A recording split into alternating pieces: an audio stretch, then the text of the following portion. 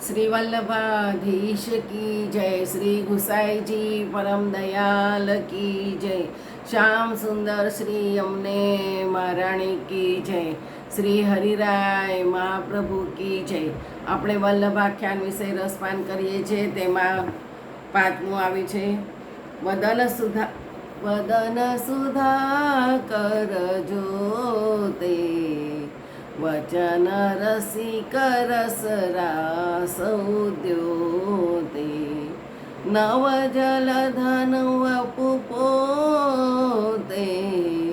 ભક્તિ સરસ કીધા પ્રભુ હે તે.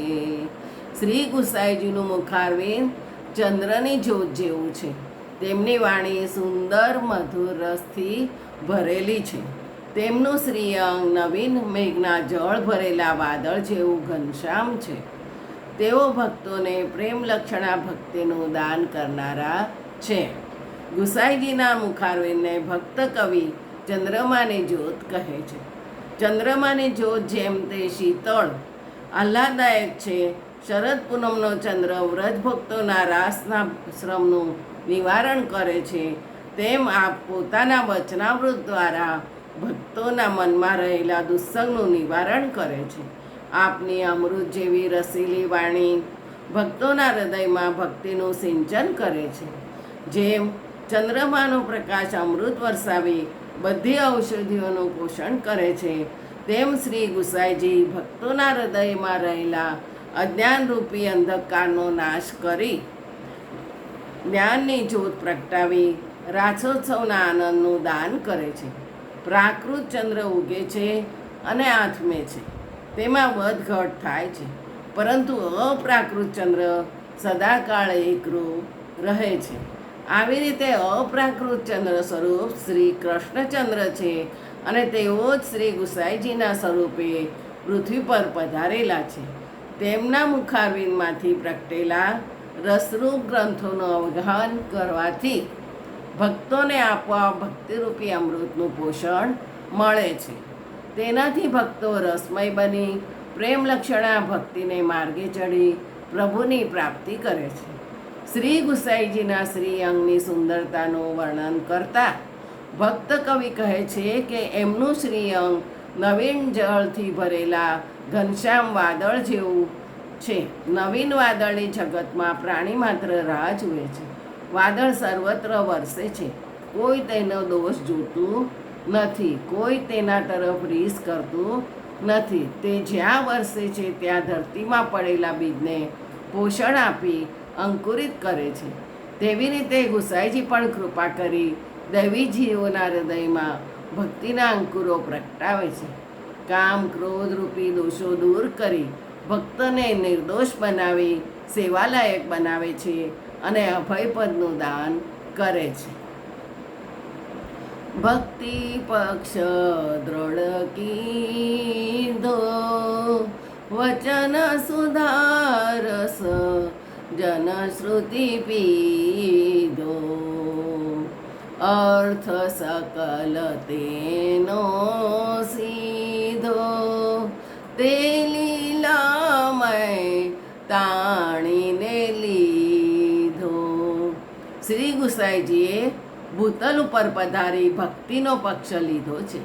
પ્રભુની સેવારૂપી ભક્તની સંપત્તિ વધારી છે. સેવાનું અલૌકિક સ્વરૂપ સમજાવવા માટે આપે કથારૂપે ભક્તોના કર્ણમાં વચન સુધાનું સિંચન કર્યું છે. ભૂતળ પર ભક્ત પાસે સેવા કરાવી તેને નિત્ય લીલાની પ્રાપ્તિ કરાવે છે.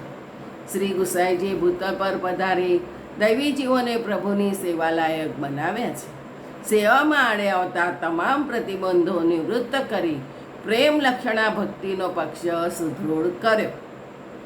આપે બધી કલાઓનો સેવામાં વિનિયોગ કરાવ્યો, તેથી ભક્તિનો વૈભવ વધ્યો. યથા દેહે તથા દેવે એ શાસ્ત્ર આજ્ઞા પ્રમાણે ઋતુ અનુસાર નિત્યની સેવાનો ક્રમ, ઉત્સવની સેવા પ્રણાલિકા બાંધી સેવામાં રાગ ભોગ અને શૃંગાર અંગીકાર કરવામાં આવ્યા. માટે સર્વોત્તમજીના ધોળમાં પણ કહ્યું છે કે ઉપદેશ કર્યો ભક્તિ માર્ગ આચાર, લોકમાં હે કર્યો કર્મ માર્ગ પ્રચાર. મર્યાદા ભક્તોને વેદ ધર્મ અનુસારનો કર્મ માર્ગ બતાવ્યો અને પુષ્ટિ ભક્તોને સેવા માર્ગ બતાવ્યો. કોઈ એમ પ્રશ્ન કરે કે શાસ્ત્રોમાં આચાર પ્રથમો ધર્મ કહ્યું છે અને સમાજ અહિંસા પરમો ધર્મ કહે તેનું શું? તો ગોપાલદાસજી અહીં તેનું સમાધાન કરતા કહે છે કે આચારમાં અહિંસાનો સમાવેશ થયો છે. આચારનું પાલન કરવા માટે ક્ષણે ક્ષણે વિચાર કરવો જરૂરી છે. જેની વિચાર શક્તિ વધે છે તેના હાથે ભૂલનું પ્રમાણ ઘટે છે. જ્ઞાની અને સમજુ માણસ હંમેશા પ્રાણી માત્ર ઉપર દયા રાખશે. તે કોઈની હિંસા કરશે નહીં. તે જ પ્રકારે આચરણ કરશે. જે જ્ઞાની છે તે ત્યાગી બનશે. ત્યાગી બનતા તેની સંસાર શક્તિનો નાશ થશે. કામ વાસના નિવૃત્ત થતાં ક્રોધ જશે. ક્રોધ જતાં લોભ થશે. લોભ જશે. લોભ જતાં મોહ જશે. મોહ જતાં અભિમાન જશે. આવા મનુષ્ય હંમેશા સંતોષી, નિસ્વાર્થી અને નિરપેક્ષ બનશે. તેનો લૌકિકમાં રહેલો પ્રેમ હવે પ્રભુ ભક્તિના માર્ગે ફંટાશે.